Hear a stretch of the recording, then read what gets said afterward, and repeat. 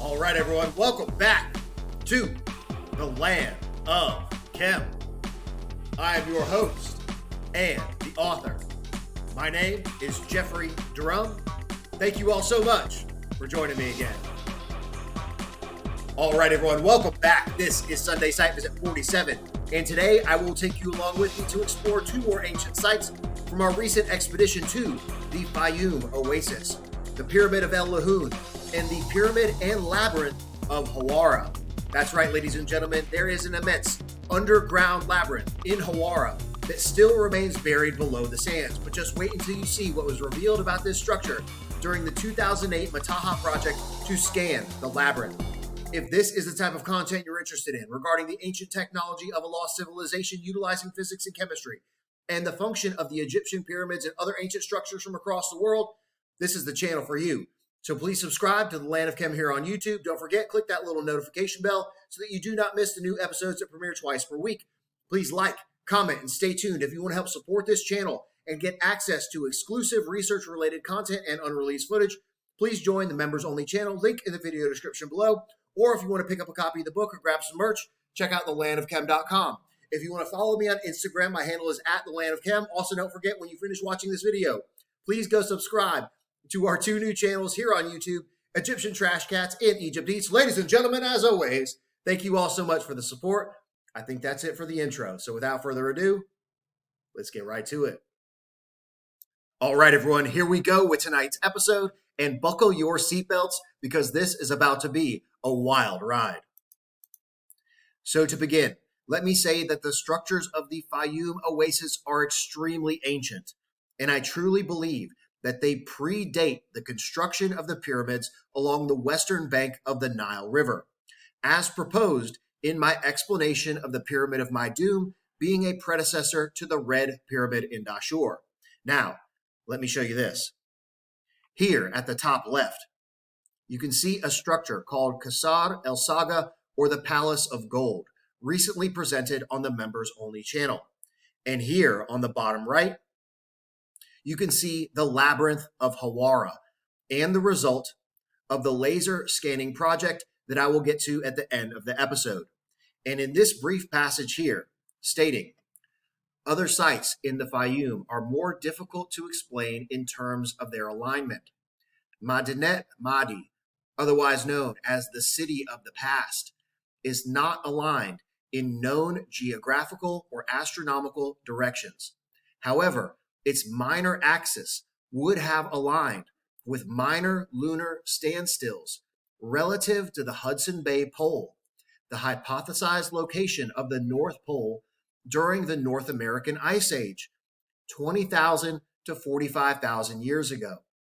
The alignment of its major axis would have been in the direction of the Greenland Pole, another proposed location of the North Pole even further back in time, 75,000 to 130,000 years ago.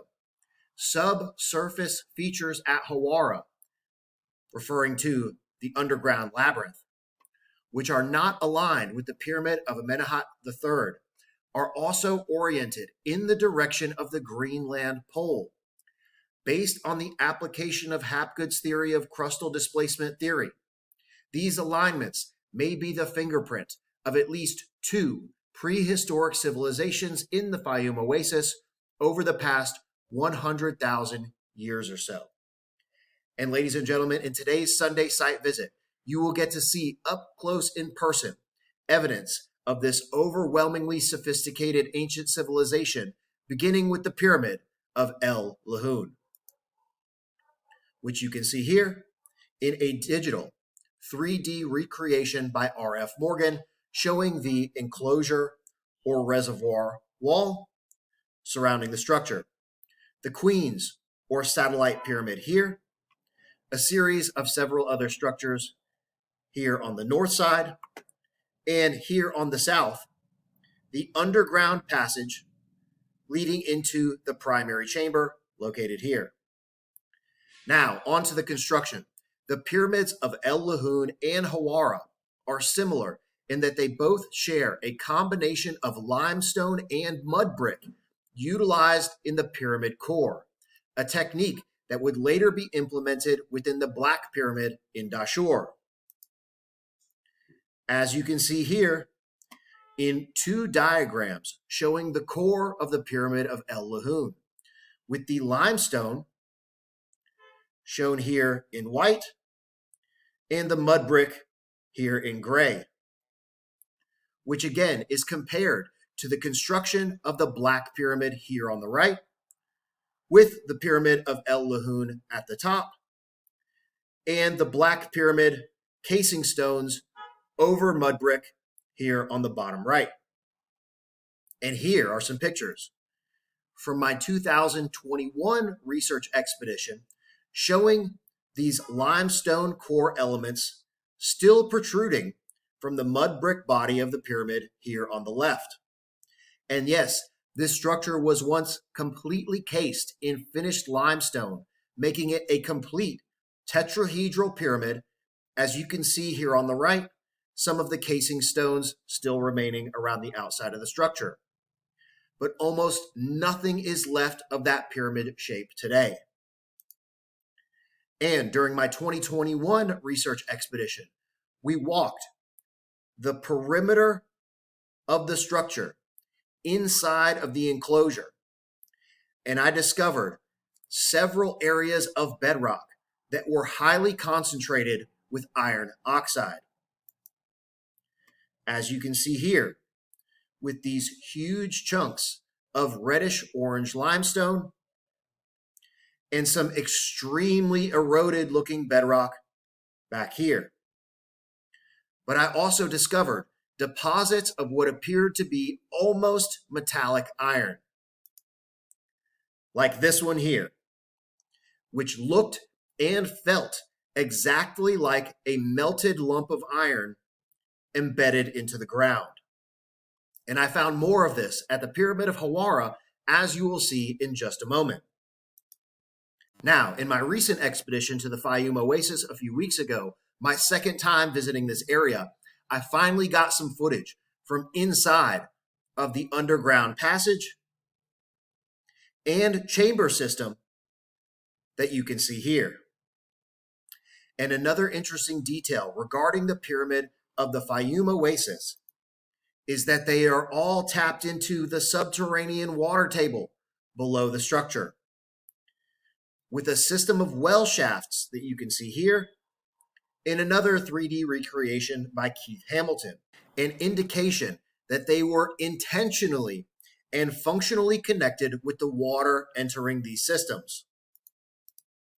And here is another 3D recreation from Hamilton showing the primary chamber, the configuration of which is very reminiscent to the primary chamber of the final Giza pyramid that I showed in last week's Sunday site visit, with a vacant cavity above the red granite chamber that has a rounded semicircular upper vault that you can see here. And here is a diagram showing the final Giza pyramid semicircular rounded upper vault. And I believe this connection in configuration is also communicating a similarity in their function. Now, inside the Pyramid of El Lahun's primary chamber lies one of the most spectacular in situ artifacts that I have ever seen depicted here in this image, which unfortunately was not drawn to scale.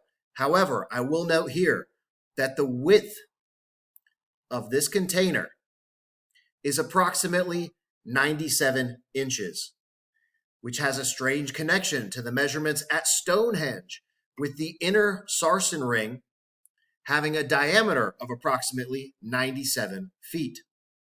Now, even according to Petrie, it is doubtful that this exceptionally crafted container was ever intended for a burial, as you can see quoted here.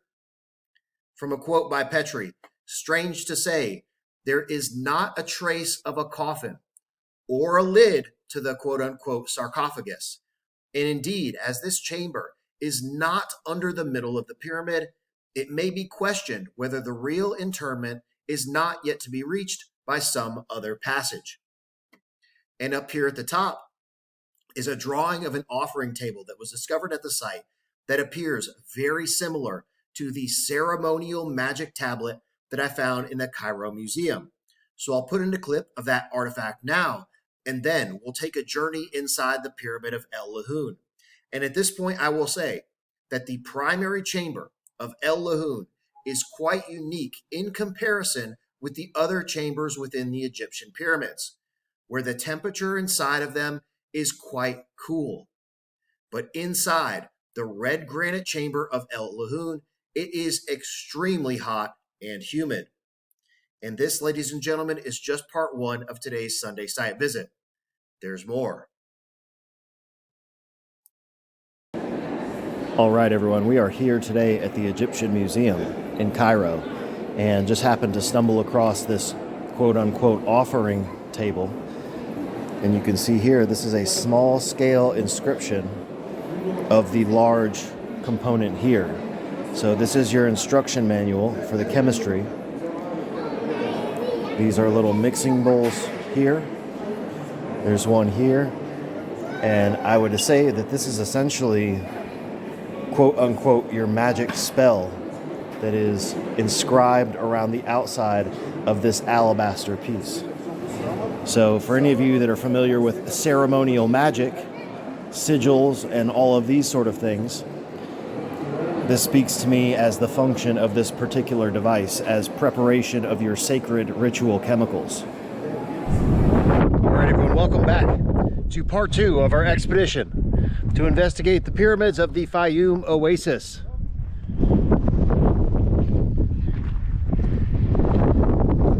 We are now here at the pyramid of El Lahun.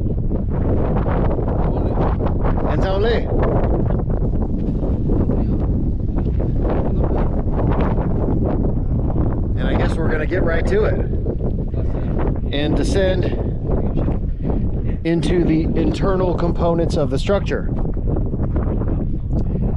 And this is my second time, and there's some super deep pits that go all around the structure, and we'll see the terminations of these down inside the structure.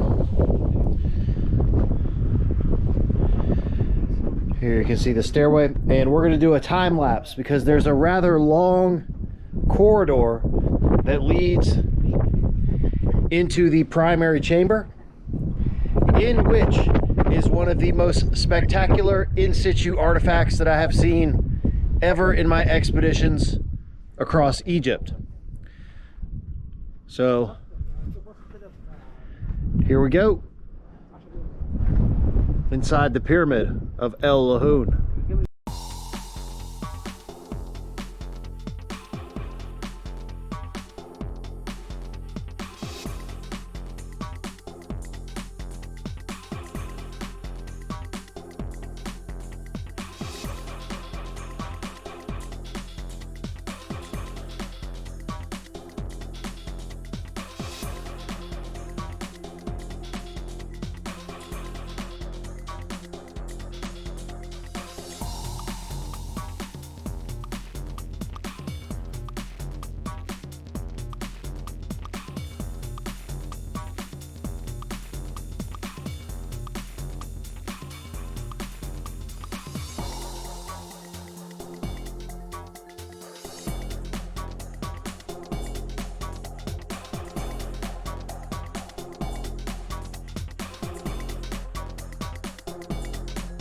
All right,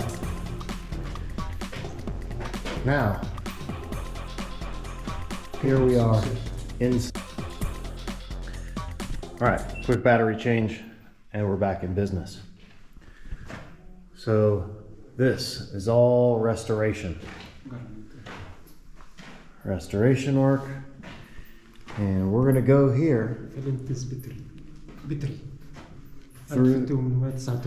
through this tunnel system. So there's a tunnel system that runs around, it goes back around here, and it comes out in this direction. So we're gonna go, Hannah? Yes. I want to show you the tunnel system first. that leads back into the primary chamber. So there's this tunnel system, bunch of vats in here. Oh. They're cute. All right.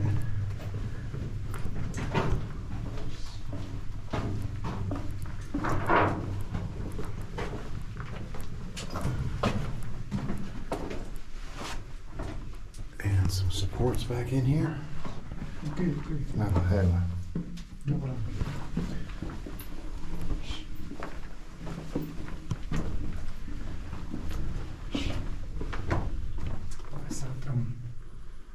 Bästa måste du göra.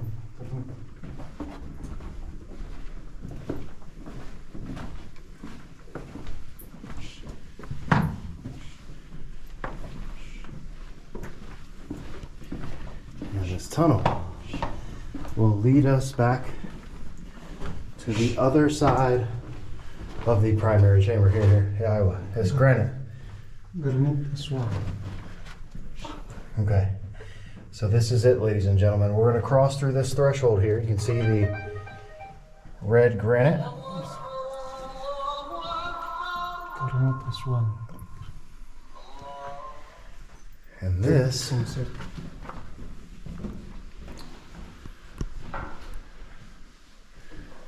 is it right here.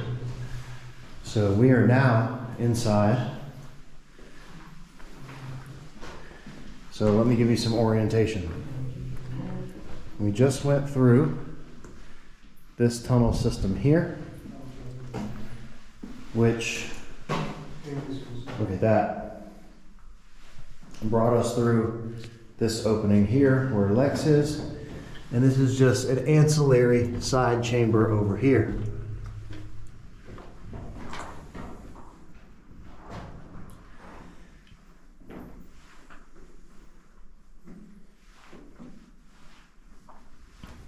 All right, and the primary objective for coming down in here is twofold.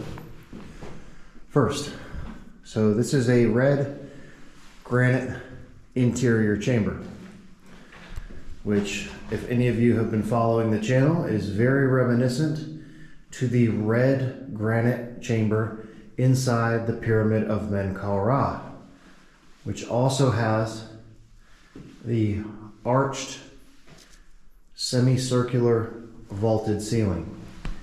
This is quite different than what we see in the tiered vaulted systems of the Red Pyramid, and as we just saw, that was being executed inside of the Pyramid of Maidum. And then this, ladies and gentlemen, is by far the most spectacular in situ artifact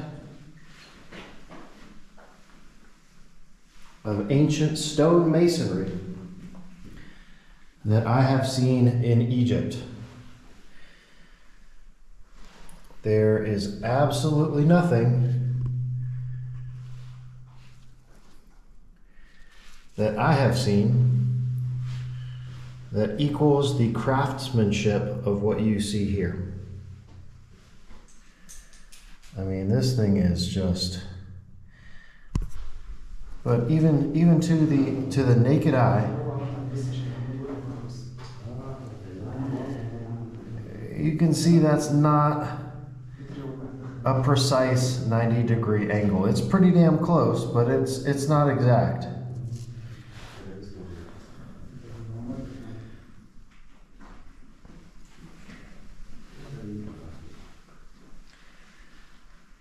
Here you can see what looks to be like a damaged piece.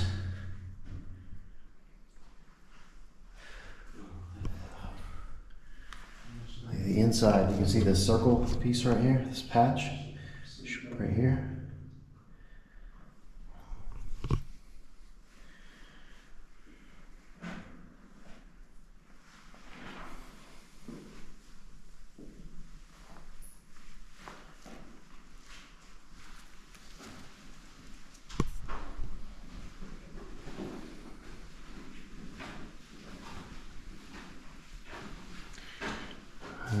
Is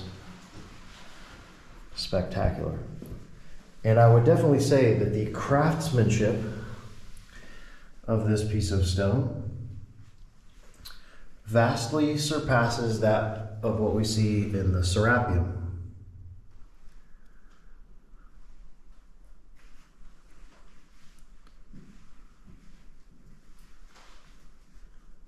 There you go.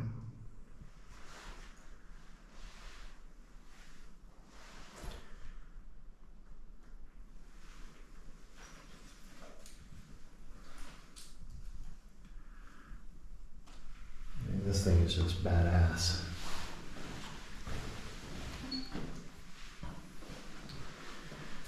And I'll put in a diagram that shows all the measurements of the container at the beginning of the episode, so you can familiarize yourself with the geometry.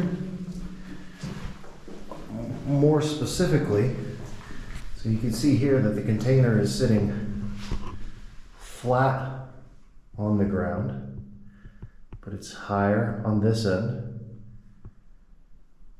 and it contains some pretty sophisticated math and geometry that was incorporated in the design of this container.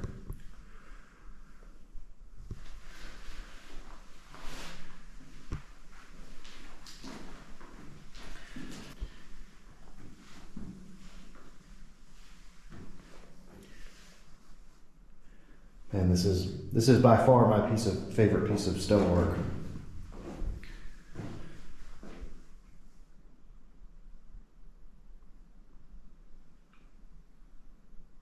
All right. So now we will ascend back to the surface and continue on to destination number 3. And now, back to the surface.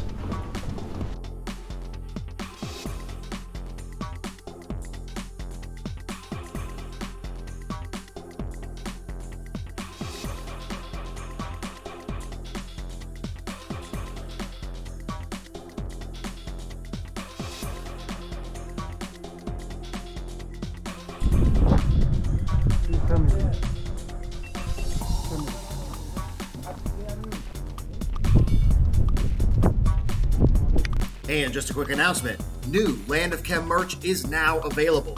I just dropped the Nano Gold 5th degree logo on a black t-shirt and hoodie, and I'm very excited to present the new spectacular white horse logo on a black hoodie and the premium high definition extra large white horse logo on this exceptional quality black t-shirt. And once again, thank you so much to friend and supporter of the channel, Adam Arrington from New Zealand, for collaborating with me on this new logo design. He has done some amazing work in helping me bring my ideas for the Land of Chem logos to life. And if you want to check out more of his work, I'll put a link to his Instagram in the video description below. The Egyptian blue version of the Land of Chem book and the last 30 or so of the signed first edition purple orchid paper print are still available. So if you want to show some love, just check out thelandofchem.com. And thank you all so much for the support. All right, now on to the pyramid and labyrinth of Hawara, which you can see here. And a 3D recreation of the internal chamber system by Keith Hamilton here. And once again, this is a structure that features a system of well shafts and a well chamber, which indicate that it was intentionally connected to the subterranean water table. Here is a side-on view of the central chamber, above which you can see the mud brick vault. And here you can see both the well chamber in pink and the well shafts in yellow. Now, even during the original excavations in 1898, the water level still rose up inside of this chamber system, as you can see here and here, depicting the water level in 1898. But more recently, due to expansion and flooding of the nearby canal, the water levels inside of this pyramid have risen up even further. As you can see here, the water level in 1898 at the top, compared to the water level in 2013 down here at the bottom. So now, this inner chamber system is completely underwater, but it appears that this flooding of the internal components may have been intentional, as related to how the structure once functioned, again indicated by these well shafts tapping into the subterranean water table. Now, moving on to the labyrinth, which you can see here, occupies an immense area on the south side of the pyramid on both sides of the river that still runs to the west of the pyramid of Hawara. This was an underground structure, the magnitude of which is beyond comprehension, with multiple different levels and possibly thousands of chambers. And here are the two areas that were scanned during the 2008 Tuatha expedition to Hawara, where they finally revealed what now lays completely buried below the sand. Now, here's a cool graphic showing this labyrinth structure. But this entire area was a subterranean structure built underground. And in the next image, I am standing right about here,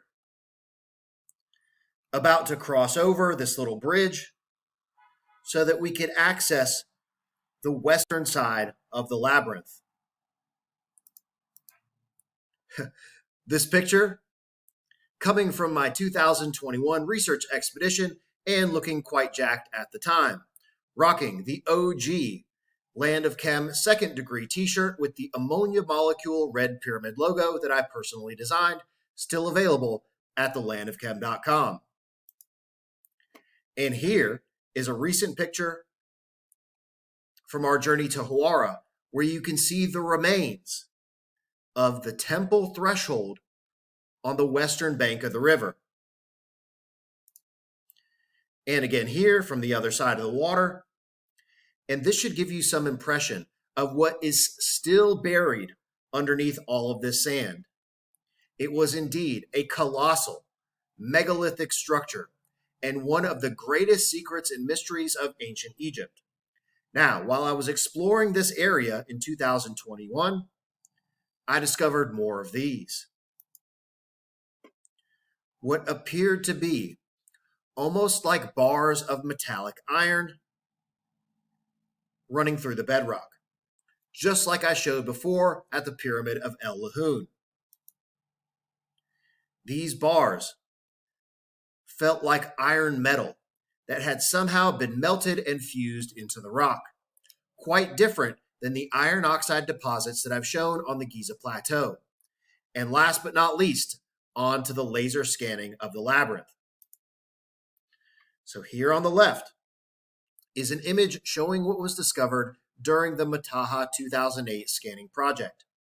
And in a minute, I'll show another phenomenal graphic so you can see the complexity of this underground structure depicted here on the right from the original exploration of the site by Petrie. However, he only excavated the Roman temple ruins that were directly below the surface of the sand, and they never penetrated the immense slab of stone that was really the roof of a much older, much deeper labyrinth structure. And I will quote here from the paper released by the Tuatha Project. First, since Herodotus visited the legendary labyrinth of Egypt 2,500 years ago, the building disappeared in the midst of time. After millennia of desert winds, the tip of its remains was finally found back by the famous archaeologist Flinders Petrie in 1889. Petrie interpreted the enormous artificial stone plateau he discovered at Hawara as the foundation of the labyrinth, and concluded that the building itself was totally demolished as a stone quarry in the Ptolemaic period. The mission of the Mataha expedition was, besides preservation, to question this theory. On account, the foundation impenetrated by early expeditions could be the roof of the labyrinth, described by Strabo as a great plain of stone. With the realization of a professional geoarchaeological survey and quote-unquote watched with a scientific qualified team under the quote-unquote foundation of Petrie, believed today by many people to contain all knowledge of ancient Egypt. So don't think I didn't notice the phrase here, enormous artificial stone plateau, that was used by Petrie to describe this massive slab of stone. And what Petrie thought was the foundation of the temple was really only the roof. As you can see here from the scan results, this is the ground surface of the sand at the top. Directly below the sand are the ruins of the Roman temple that were excavated by Petrie. This dotted line here represents the water table, and in blue, you can see this gargantuan slab of stone that Petrie thought was the foundation of the structure. But the scanning revealed this in yellow. The labyrinth itself that is still completely buried, and this blue stone slab that has never been broken through is just the roof of the structure. But that's not all, ladies and gentlemen. Take a look at this. So here are the scanning results showing an interconnected system of passageways and chambers. And remember from the beginning of the video, the alignments of this labyrinth structure. This may be far older than anything we can understand, still containing untold secrets from our extremely ancient past, predating the construction of the Nile River pyramids, possibly the greatest mystery and secrets of prehistoric Egyptian history. So just remember this image when you are watching today's footage.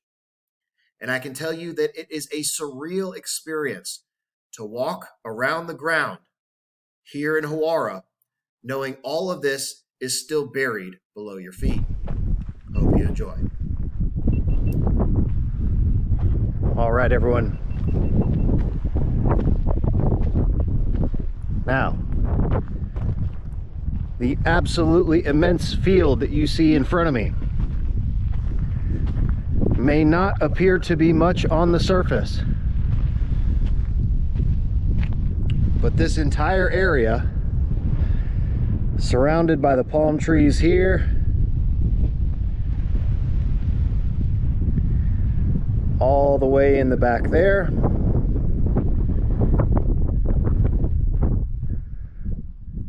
continuing around here, is the Labyrinth of Hawara, an absolutely immense, now underground structure, multiple levels, possibly up to 3,000 chambers as described by the Greek historian Herodotus. And I don't know if you can pick it up on camera, but all of these little mounds are little excavations into the first level of the structure. And to date, there still has not been a full excavation of this labyrinth structure here at the Pyramid of Hawara, which you can now see in front of me. So this is a mud brick pyramid attributed to Amenhotep III, who was also responsible for the construction of the Black Pyramid in Dashur. And as we were walking around the exterior here, I mean, there's fragments of quartzite, red granite, calcite crystal, dolerite, all sorts of miscellaneous geology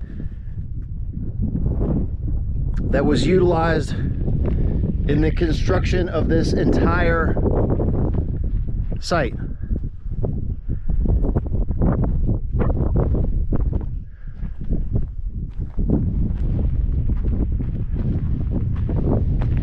And we're going to take a walk around to this side to investigate the opening into the chamber system of the pyramid.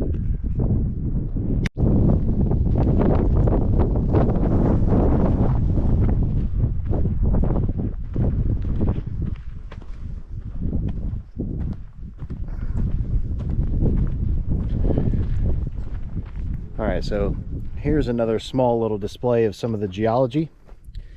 So we have quartzite, red granite, fine white limestone, and this is a piece of the mud brick. And the first time I picked this stuff up, I was absolutely shocked at how dense and heavy the material is. One of those bricks that you can see up there probably weighs close to 10 kilos, which in US is about 22 pounds. They're extremely heavy.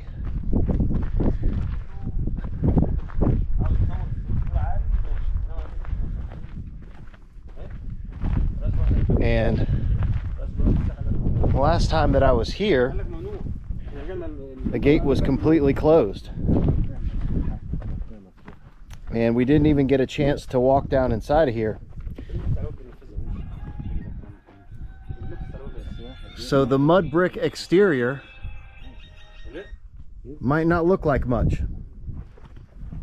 Again, so here's an example of one of these mud bricks, and I mean, so I can't pick that thing up with one hand. And you can see the block right here. I would have to get two hands. I'm also trying to film and hold the GoPro and a cigar at the same time. But those things are super dense and extremely heavy. All right, there's a piece of red granite. And we're going to descend as far as possible down into the passage, which will not be very far,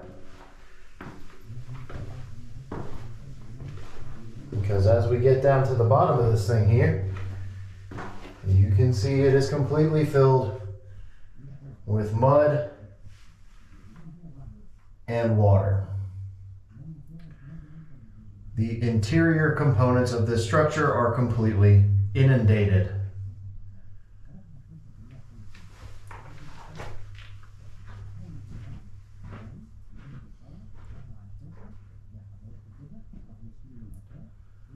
So I'll put in some diagrams so we can take a look at the interior components of the structure.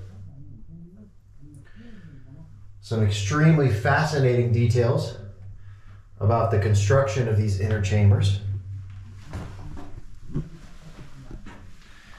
And I will say, shout out to my wife, Alexa, from Ancient Odysseys, who's right here looking absolutely beautiful as always. And she pointed out that I hesitate to call these stairs because they aren't intended as stairs. They're a locking ratchet mechanism, similar to what we see at the Lost Pyramid in Dashur. So unfortunately, there's not much we can see on the inside of this pyramid, but I want to take you for a quick walk around the labyrinth so you can see some of the geology and what remains of what was once possibly one of the most exquisite structures ever constructed here in Egypt. All right, so we just came out of the opening over there.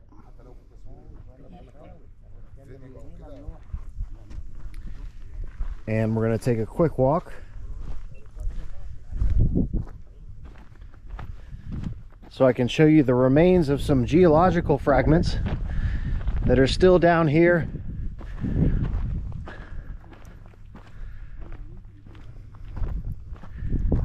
Again, I want to put in some, we'll get up here to a high point so you can see the whole scope of this labyrinth temple, because this is just one side of the river over here. This absolutely immense field. And the structure carries over onto the other side of the river. I bet you didn't expect to see this over here. And as you can see here on the other side, there's some huge limestone blocks of a temple here on the other side. And the structure continues.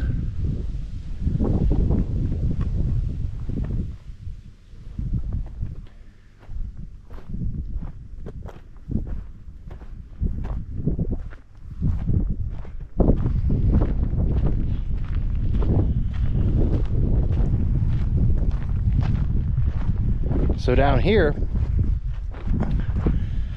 are the remains of some pretty immense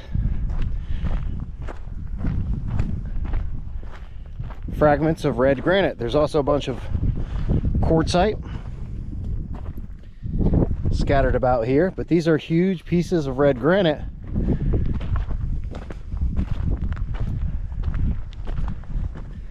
that were pillars.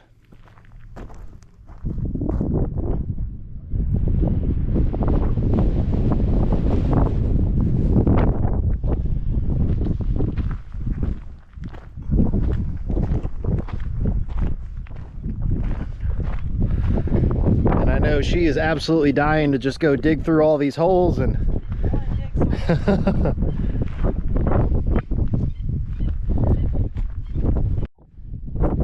and here you can get a better view of the huge limestone blocks that were part of another opening into the Labyrinth temple complex here on the other side of the river.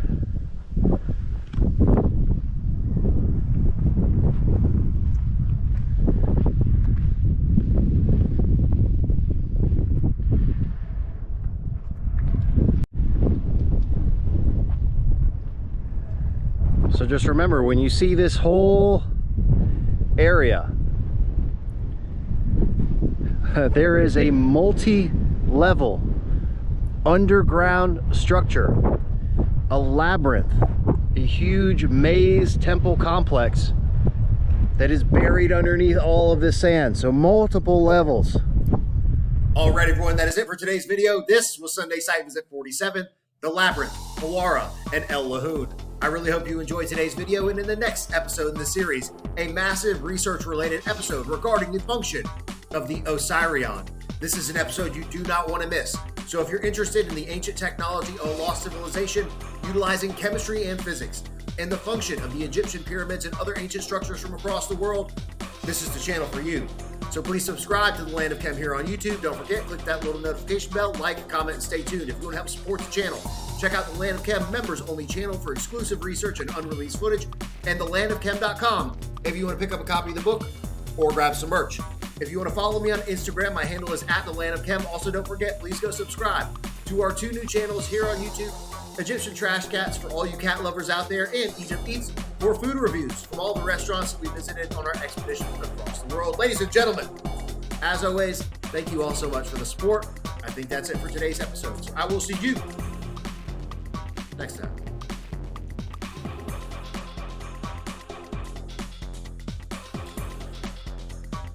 Yo, are you still watching this? Please subscribe to the Land of Chem here on YouTube and click that little notification button. New videos coming out every single week. And check out this other episode. Come on, do it. Do it now.